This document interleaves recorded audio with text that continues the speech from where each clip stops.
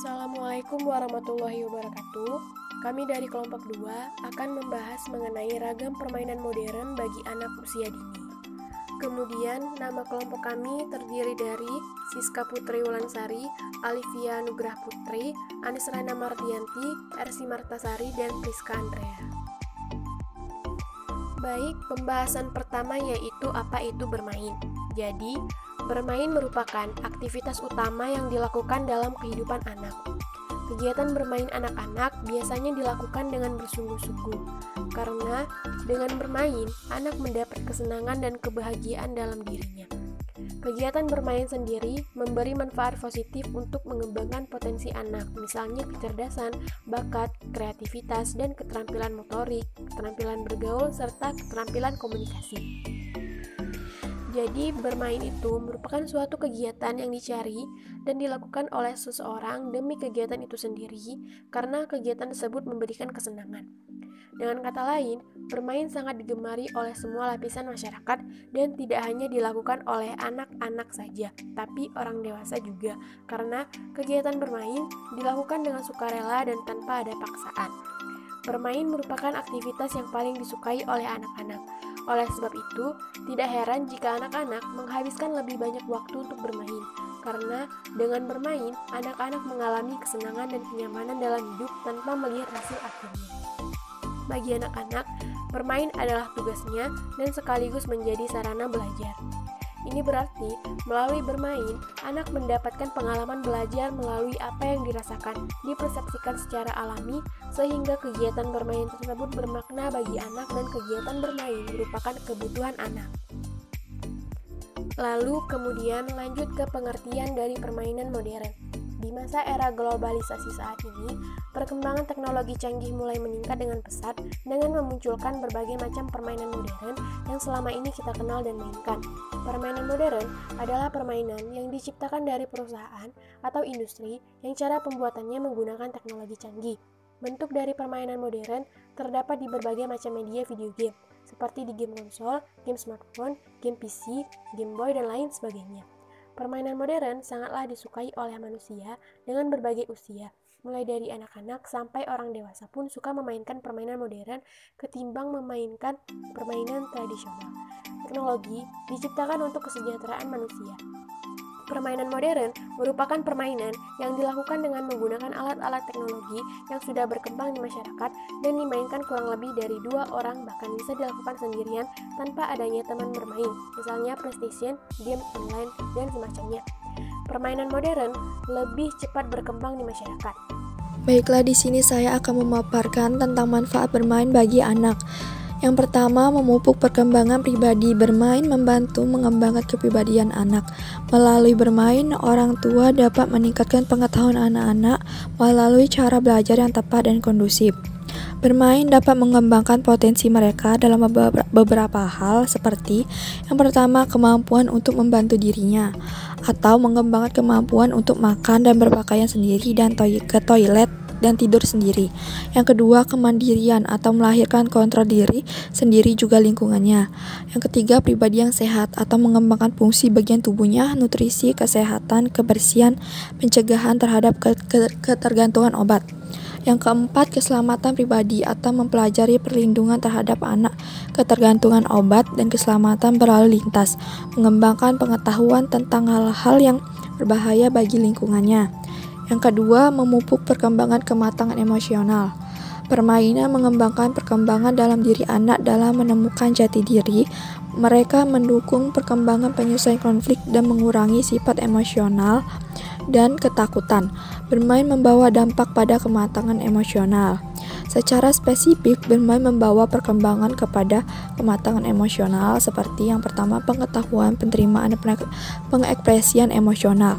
Yang kedua, meningkatkan kemampuan atau mampu beradaptasi, peduli terhadap kesehatan dirinya, konflik yang ada atau perubahan sekitarnya. Mampu berpikir secara tenang dan dapat memecahkan masalah konflik di dalam jiwanya. Yang ketiga, kepribadian yang utuh atau memahami nilai-nilai umum di masyarakat atau norma-norma, memiliki kekuasaan atau menguasai diri dan memiliki konsep diri yang positif. Yang keempat, mampu membangun nilai-nilai diri atau mengembangkan rasa empati, percaya, menghargai, dan menghormati orang lain. Yang ketiga, memupuk perkembangan anak dalam bersosialisasi. Bermain menyediakan sarana untuk mengembangkan kehidupan sosial anak. Saat mereka berbagi dengan anak lain, disinilah peran pokok permainan dalam membangun proses sosial anak, memperbesar rasa empati terhadap orang lain, dan mengurangi sifat egois mereka. Dengan demikian, permainan dapat membantu anak untuk yang pertama, mengembangkan sosialisasi mereka di beberapa aspek seperti interaksi sosial atau interaksi dengan sesamanya dan orang yang lebih tua darinya, mampu memecahkan masalah. Yang kedua, kerjasama atau tolong-menolong, saling berbagi dan bergiliran dalam segala hal. Yang ketiga, pemeliharaan bakat atau penggunaan dan merawat benda dan lingkungan yang sesuai. 4. Menghargai orang lain atau mengerti dan menerima perbedaan individu. Yang keempat, memungkinkan perkembangan komunikasi. Bermain adalah alat khusus yang sangat berguna untuk mengajarkan keahlian bahasa anak. Cara spesifik bermain menunjukkan perkembangan dari segi komunikasi. Yang pertama, penerimaan bahasa atau ikuti petunjuk, pahami konsep dasar. Yang kedua, pahami ekspresi atau mengekspresikan kebutuhan, keinginan, perasaan. Yang ketiga, komunikasi nonverbal atau penggunaan komunikasi yang sama, ekspresi wajah, gerakan tubuh, gerakan tangan. Yang keempat, ingatan yang berhubungan dengan pendengaran atau diskriminasi atau memahami bahasa yang dibicarakan. Yang kelima, memungkinkan perkembangan kognitif. Bermain adalah dasar dari semua fungsi kognitif yang sangat diperlukan dalam kehidupan seorang anak. Seperti konsep formasi atau mengerti hubungan ruang, mengidentifikasi warna, nomor, dan bentuk. Kedua, imitasi atau memori atau meniru, ingatan masa lalu, urutan waktu. Yang ketiga, asosiasi atau klarifikasi atau tandingan sendiri, kelompok, menggolongkan, menetapkan hubungan antar objek. Yang keenam, memungkinkan perkembangan keahlian persepsi. Bermain mendukung kebutuhan anak untuk berinteraksi secara langsung dan melibatkan diri dengan lingkungan fisik. Bermain menunjukkan perkembangan keahlian persepsi gerak di beberapa area. Yang pertama, koordinasi mata tangan atau mata kaki, atau menggambar, menulis, manipulasi objek, melempar, menangkap, menendang. Yang kedua, keahlian menggerakkan atau menggerakkan tubuh melalui ruang, berjalan, melompat, berbaris, meloncat, lari, berlari cepat, berguling, merangkak dengan pelan. Yang ketiga, keahlian bukan menggerakkan atau statis, belokan, meraih, membelok, menyilang, merenggang, bergantungan, berjongkok, duduk, berdiri. 4. Mengatur dan mengontrol tubuh atau menunjukkan kewaspadaan tubuh, kewaspadaan ruang, ritme, keseimbangan, kemampuan memulai, berhenti, berganti arah. Kemudian, ragam permainan modern. Ragam permainan modern itu terbagi menjadi beberapa macam, yaitu main peran dan main pembangunan. Yang pertama yaitu main peran. Main peran bisa juga disebut dengan main simbolis, pura-pura, make believe, fantasi, imajinasi, atau main drama. Bermain peran ini sangat penting untuk perkembangan kognisi, sosial, dan emosi anak pada usia 3-6 tahun. Terdapat dua macam main peran yang bisa kita amati, yaitu makro dan mikro. Makro, anak berperan sesungguhnya dan menjadi seseorang atau sesuatu. Jika anak memiliki pengalaman sehari-hari dengan main peran makro, maka mereka belajar banyak keterampilan pra-akademis seperti mendengarkan, tetap dalam tugas, menyelesaikan masalah, dan bermain kerjasama dengan yang lain. Contohnya yaitu bermain dokter-dokteran, salon-salonan, penjual dan pembeli, dan sebagainya seperti yang terdapat pada gambar. Kemudian mikro. Mikro, anak memegang atau menggerak-gerakan benda-benda berukuran kecil untuk menyusun adegan. Saat anak main peran mikro, mereka belajar untuk menghubungkan dan mengambil sudut pandang dari orang lain. Contohnya yaitu bermain Barbie, rumah mini, dan sebagainya, seperti yang terdapat pada gambar. Lalu, main pembangunan. Main pembangunan membantu anak untuk mengembangkan keterampilan yang mendukung tugas-tugas di sekolahnya di kemudian hari. Bahan dalam main pembangunan bisa bersifat cair ataupun bahan alam. Selain itu juga, bahan pembangunan ada juga yang terstruktur. Berikut merupakan contoh gambar dari bahan dalam main pembangunan yang bersifat cair maupun bahan alam, atau bahkan bahan yang terstruktur. Kelebihan permainan modern. Yang pertama, penggunaan bahasa Inggris. Salah satu jenis permainan yang cukup populer di kalangan anak-anak adalah game online. Permainan ini biasanya dibuat oleh perusahaan luar negeri yang mempergunakan bahasa Inggris. Saat memainkannya, anak secara tak langsung diharuskan untuk menguasai bahasa Inggris agar bisa menyelesaikan tantangannya. Yang kedua, melatih logika. Saat bermain, anak-anak harus menggunakan berbagai strategi untuk memenangkan gamenya. Yang ketiga, melatih kemampuan spesial. Melalui permainan, kemampuan spesial anak yang berhubungan dengan kecerdasan gambar dan bervisualisasi akan terasah. Yang keempat, pengenalan teknologi.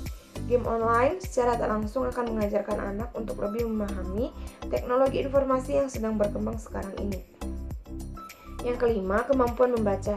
Bagi anak yang belum lancar membaca, game konsol ini bisa jadi alat bantuan yang tepat untuk belajar.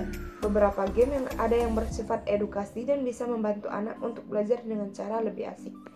Yang keenam, melatih kerjasama. Pada permainan atau game berpasangan, anak diajarkan untuk bisa berkoordinasi dan menjalin kerjasama dengan teman-temannya. Yang ketujuh, stimulasi otak. Para pemain bisa membuat permainan sendiri sesuai dengan yang diinginkannya. Hal ini akan membantu stimulasi otak dan berproses pikir untuk menciptakan skenario yang panjang dan rumit sebagai bagian dari pengembangan kreativitas mereka. Yang kedelapan, mengembangkan imajinasi. Permainan bisa membantu anak untuk mengembangkan imajinasi mereka.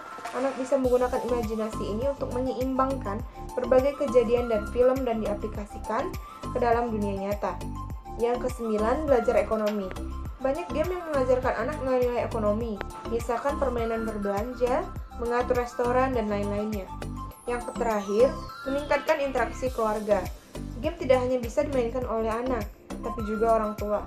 Tak ada salahnya untuk sekali bergabung dengan anak untuk bermain bersama. Kebersamaan saat bersenang-senang ini akan meningkatkan keakraban dan interaksi dalam keluarga. Terima kasih.